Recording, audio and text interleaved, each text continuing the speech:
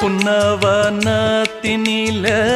பெடக்குயில் கூவையில உன்னுடைய வேதனைய நான் அறிஞ்சேன்.